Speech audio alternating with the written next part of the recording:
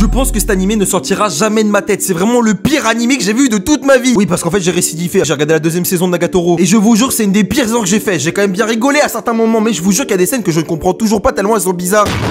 Et les mecs qui regardent ça premier degré, je vous vois, vous êtes des gros pointeurs. Y'a pas grand chose qui nous rapproche. La somme fait check donc on raccroche. Titres, big j'aime. N'oublie pas d'activer la cloche. Bon, alors je sais pas si vous vous en souvenez, mais j'avais regardé la saison 1 pour une vidéo. Bon, en gros, pour résumer, c'est une meuf qui va chauffer le mec le plus random de cette terre possible. Il va à peu près rien se passer dans la série, à part quelques scènes un petit peu bizarres. Et pour rigoler avec un pote, on s'est dit que ce serait une très bonne idée de regarder la saison 2. Ça a été la pire chose que j'ai vue de toute ma vie. Bon, j'abuse un peu, je suis un maxeur, mais vous savez, on est youtubeur, donc évidemment qu'on doit maxer. Frère, moi je veux faire de l'argent. Non, mais premier degré, il y a vraiment des gens qui regardent ce genre de truc. Pour ceux qui connaissent pas l'animé, déjà tant mieux, mais je vais vous faire un petit résumé rapide. On a ce type là, oui, je sais qu'il me ressemble vite fait. Arrêtez d'abuser, il mène une vie totalement banale. Ses passe-temps, c'est le dessin et rien faire. Et il rencontre cette meuf, et qui est la plus grosse BDH qu'on a vue de tous les animés, qui décide de le faire un pressing constant. T'as jamais vu ça, même le Barça n'ont pas fait ça. Et ça commence avec des scènes un petit peu suspicieuses, un petit peu bizarres. Mais la saison 1, en fait, je pensais que c'était le climax des trucs bizarres que je pouvais voir. Alors que pas du tout. La saison 2 est 4 fois pire. Bon, pour ceux qui veulent savoir l'histoire, ils sont tous les deux dans le même lycée. Ils se rencontrent. Et vu que le mec est hyper timide et qu'elle, ça lui plaît, elle va pas arrêter de le chauffer, de lui casser les couilles littéralement. Parce que ça paraît vraiment à du harcèlement. Je vous jure que si l'animé ça avait été la merde.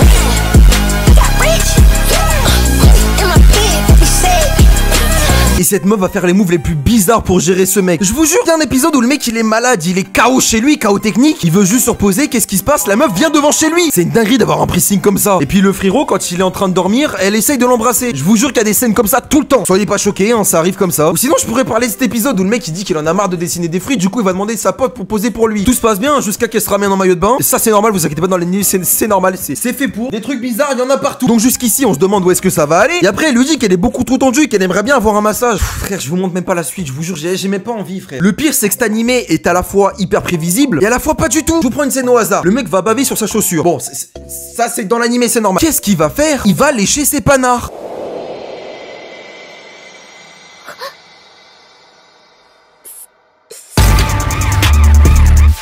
Je vous jure, hein, en fait, faut vraiment être tellement con que tu te dis, bon, allez, c'est bon, c'est nique sa mère. Je pense qu'il faut vraiment avoir mis son cerveau de côté pour garder ça premier degré. Ou alors, il y a cet épisode qui ne veut pas sortir de ma tête. En gros, c'est le réveillon, ils vont se donner des cadeaux, et ils sont hyper timides, et ils sont tout mignons, et non, pas du tout. Ah, je le dis, c'est gênant. Mais on va faire abstraction que ça, hein, c'est parce que c'est ça pendant tout l'animé. Et du coup, au moment où ils vont se donner leurs cadeaux, comme absolument partout dans l'animé, il va se passer un truc au dernier moment. Donc attention, réfléchissez bien. Qu'est-ce qui peut se passer à ce moment-là pour qu'ils arrêtent d'un coup? Je sais pas, vous pouvez penser à tous les trucs sur Terre possibles. Le seul personnage avec des gros seins qui vient d'un coup à poil dans la pièce. Ah, je vous avais prévenu, hein, je vous jure, c'est vrai. C'est n'importe quoi cet animé, y a rien qui va. Du coup, qu'est-ce qu'ils font? Ils essaient de se réfugier dans une autre pièce, ils vont à l'infirmerie. Et là, je vous le donne en mille, qu'est-ce qui se passe? Les gens sont en train de baiser dans la pièce. Ah, bah oui, frère, je t'ai dit, hein, non, mais faut plus s'attendre à grand chose avec ce genre d'animé, frère, j'en peux plus. Et comment vous voulez qu'on vous défende par rapport à ça? Et puis, si vous êtes un vrai kikou lol comme moi, regardez l'animé en version japonaise. Et tout le temps, à chaque fois qu'elle parle, elle fait des trucs bizarres avec sa bouche, frère. Elle est là, elle nous sort des senpai. Bon, alors, plus jamais je fais ça de ma vie, mais vous avez compris le truc. Et puis, j'aimerais revenir sur tous les détails hyper bizarres qui se passent. Notamment, pourquoi les PNJ dans l'animé, ils ont pas d'yeux. Je sais pas, ils sont privés de regard, peut-être. Pourquoi, quand il prend des cours de boxe taille, il se retrouve avec les bzesses d'une meuf dessus? Comment elle connaît son adresse alors qu'il lui a jamais donné?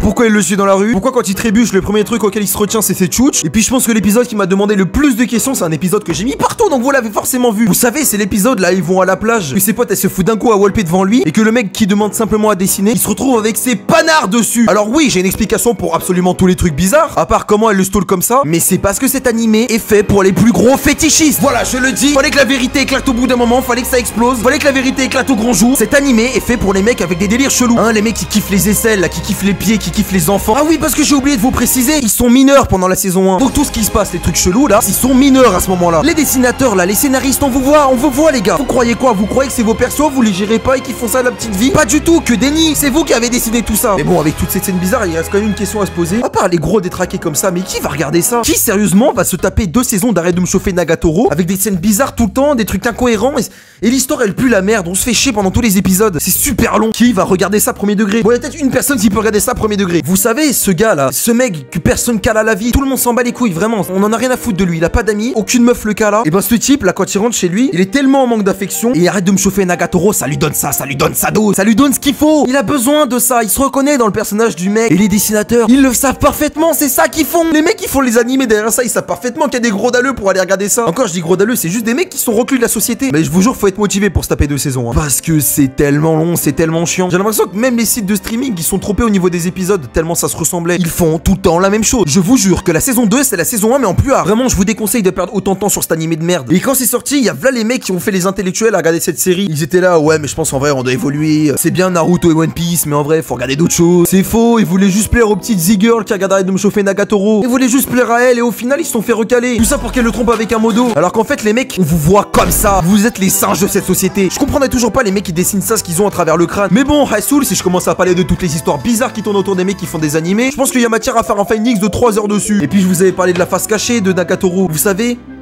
la règle 34. Tous les mecs chelous se sont donnés à cœur joie pour dessiner Nagatoro à Walpé. Et il y a même des mecs qui ont fait des Patreons avec ça. C'est-à-dire qu'il y a des gars qui payent 20 balles par mois, 40 balles par mois des fois même. Il y en a qui font des demandes pour voir Nagatoro qui se fait foudroyer par Senpai. Et Senpai, 2ème épisode, Nagatoro, je l'aurais foudroyé. Non, pas du tout, les mecs qui disent ça, généralement ce sont des gros puants, aucune meuf les approche. Ils ont une aura de puanteur autour d'eux. Personne ne les cala. Et puis c'est dommage parce qu'il y a tellement d'autres animés qui ont l'air intéressants. À ce qui paraît, Bunny Girl Senpai, c'est un banger. Écoutez, bah je regarderai et peut-être que ça fera un autre épisode.